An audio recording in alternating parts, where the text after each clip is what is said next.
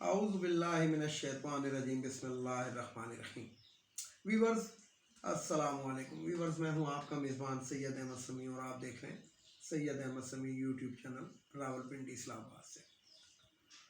Viewers, सबसे पहले तो 2 दिन की ताख़ीर से मैं अपनी वीडियो रिलीज़ कर रहा हूँ, इसके लिए ज़रा माज़रत चाहता हूँ। कुछ ज़ाती नौइयत की मसरूफ़ियात थी, तो कुछ इम्पोर्टेंट ख़बरें हैं आपके पास, आपके लिए मेरे पास। तो सबसे पहले तो मैं आपको ये बताऊं कि KPK की हुकूमत ने जो एक्सपो हो रही थी UAE के अंदर, उसके अंदर बहुत बड़ा एक अचीवमेंट की है और तकरीबन 10 अरब डॉलर की सरमायाकारी पे MOUs साइन हो गए। MOUs का मतलब होता है मैच्योर अंडरस्टैंडिंग के साथ, यानी कि ये काम होना ही होना है, हम इस पर कायम हैं, इसको MOUs कहते हैं। तो पाकिस्तान जैसे मुल्क के अंदर और ख़ास तौर पे KPK जैसे सूबे में, कि जहाँ पे अभी भी शरपसंद जो हैं वो कभी कभी सर उठाते रहते हैं, तो इतनी बड़ी उधर की जो सूबाई हुकूमत है उसने अगर इतनी बड़ी अचीवमेंट की है कि तो ये काबिल सताइश है। दूसरी तरफ आते हैं ज़रा कि ख़बर बड़ी सरगर्म है कि -1 या -4 या इसके अंदर एडिशन कर लें कि +4, यानी ख़बर देखें इस तरह है कि -1, -4 या +4, एक ही खबर है लेकिन ज़रा रिलेटेड है, ज़रा गौर से सुनिएगा। तमाम लोग जो हैं, इवन के कुछ PTI के भी अरकान हैं, वो ऐसे हैं, लेकिन जो ताकतवर अरकान हैं वो कहते हैं कि हमारी पार्टी इमरान खान से ही शुरू है और इमरान खान पे ही ख़त्म है, इमरान खान ही कप्तान है। लेकिन कुछ लोग ये चाहते हैं, ख़ासतौर पर PTM ये चाहती है कि हम आपको बर्दाश्त करने के लिए तैयार हैं, लेकिन उसकी शर्त यह है कि किसी तरीके से इमरान खान को फारिग कर दिया जाए, सिर्फ इमरान खान को, या हुकूमत चेंज कर दी जाए कौमी हुकूमत की तरफ। अब इसके अंदर जो सबसे बड़ी रुकावट है वो इनके हौसले हैं। दरअसल ये एक असाबी जंग होती है और जिस शख्स के असाब मजबूत होते हैं वो जंग जीत जाता है। अब चक्कर क्या है? चक्कर ये है कि पीरों फ़कीरों के पास भी जाके देख लिया, तलवे भी चाट के देख लिए, जुराबे भी सूंघ के देख ली, बूट भी चाट लिए, सब कुछ कर लिया, लेकिन इमरान खान की हुकूमत को ख़त्म नहीं कर सके।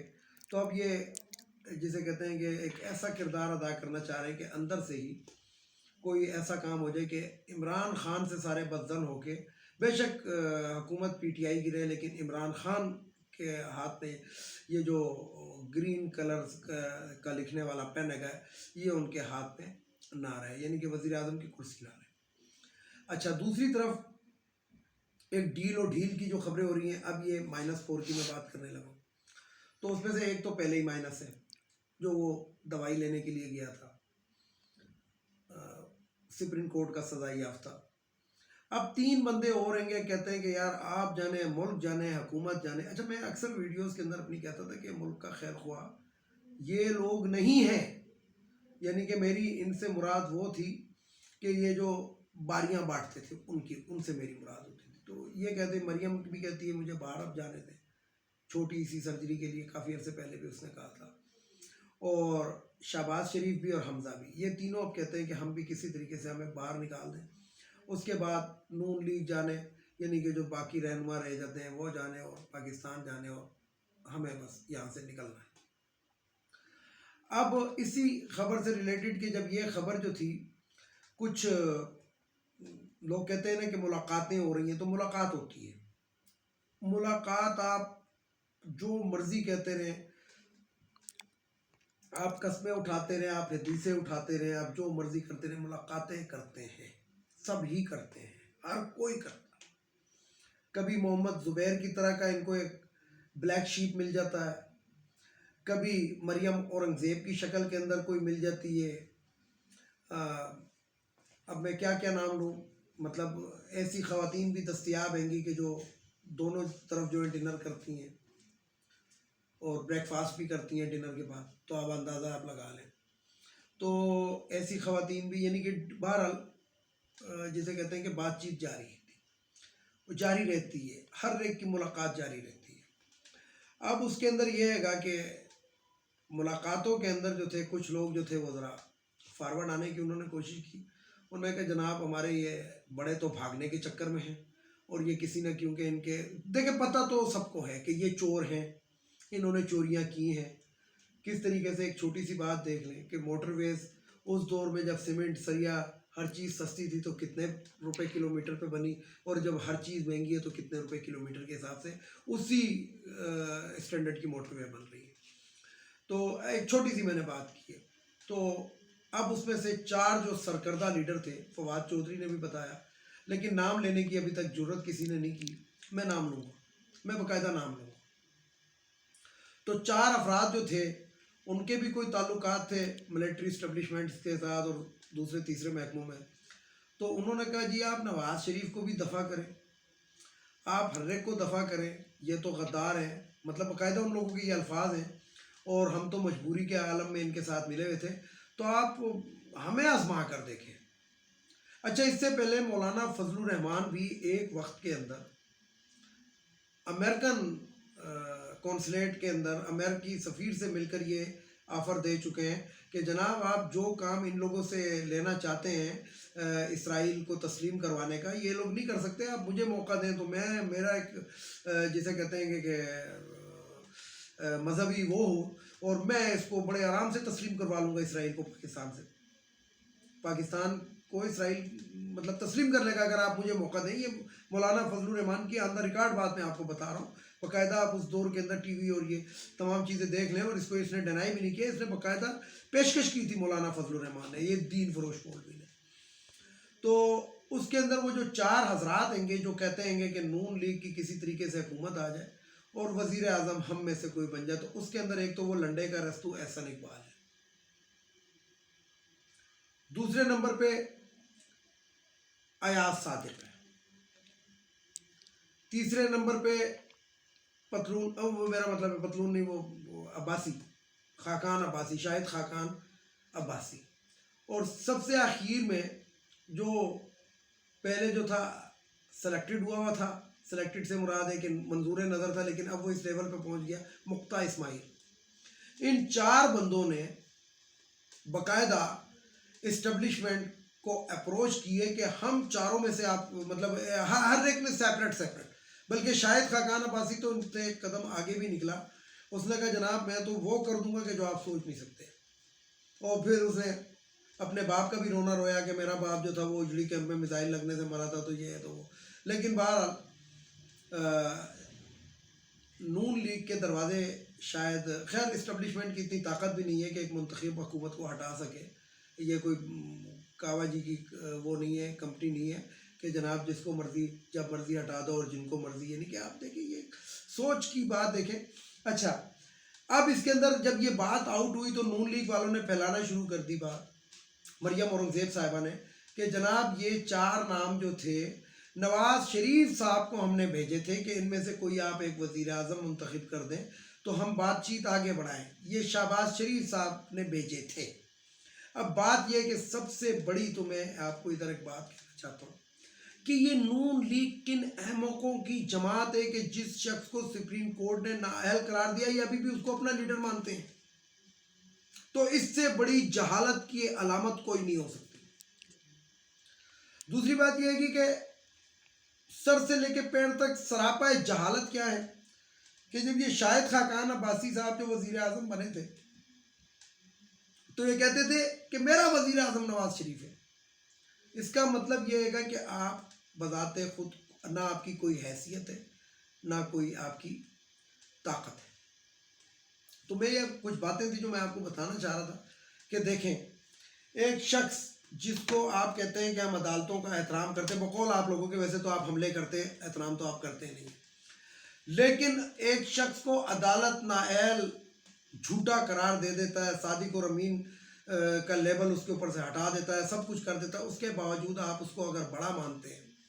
تو اب میں ان لوگوں سے پوچھنا چاہتا ہوں جو نون لیگ کو ووٹ ڈالتے ہیں، تو کیا آپ کے یہ اسلام کے منافی کام نہیں کر رہے؟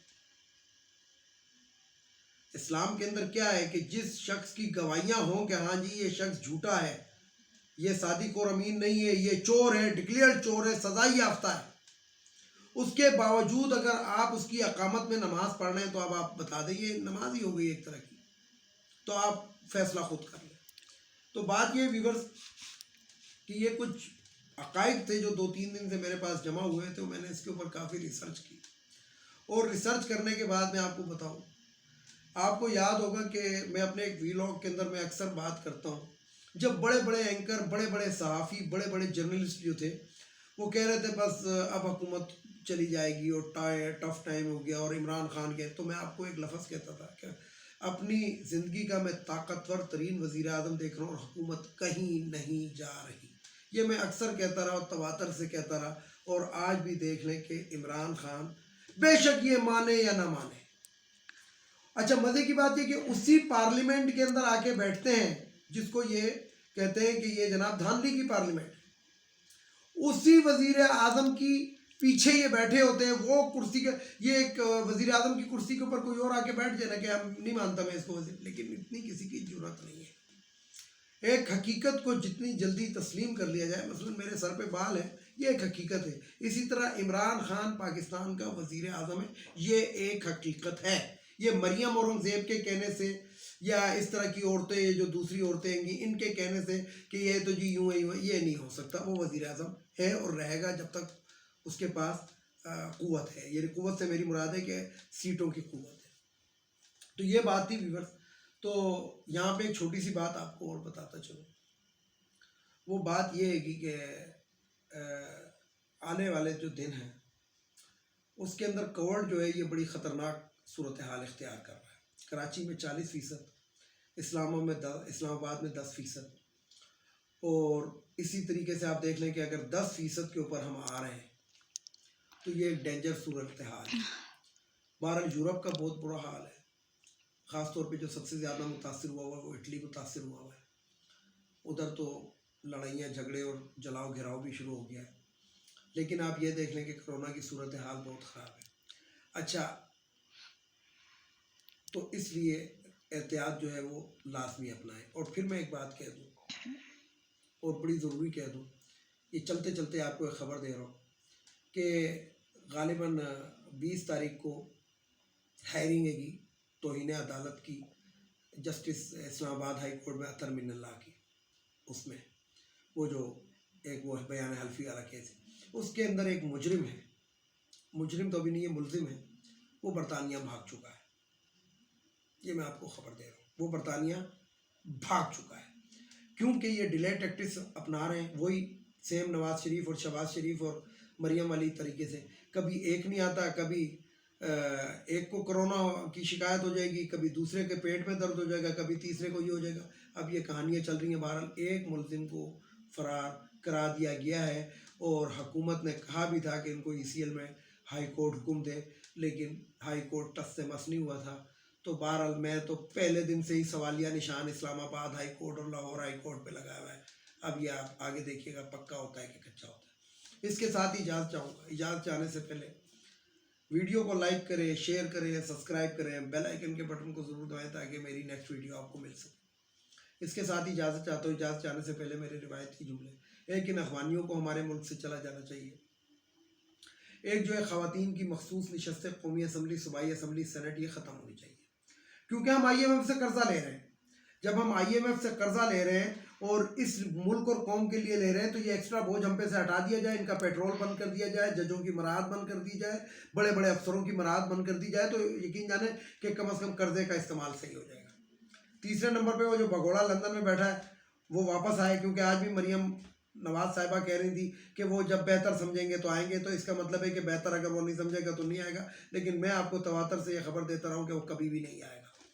اور سب سے آخر میں ہماری معزز عدلیہ ان چیزوں کو دیکھے سرے عام آپ لوگ دھاندلی کر رہے ہیں. سرے عام یہ ججز ہمارے کرپشن کر رہے ہیں. اور مسئلہ یہ ہے گا کہ اگر ان کے خلاف کچھ کہہ دو تو توہین عدالت.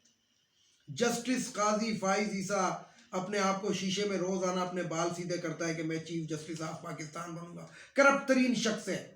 حدیبیہ پیپر مل اس شخص نے بند کرایا. نون لیگ کو یہ بندہ جو تھا آکسیجن دیتا ہے.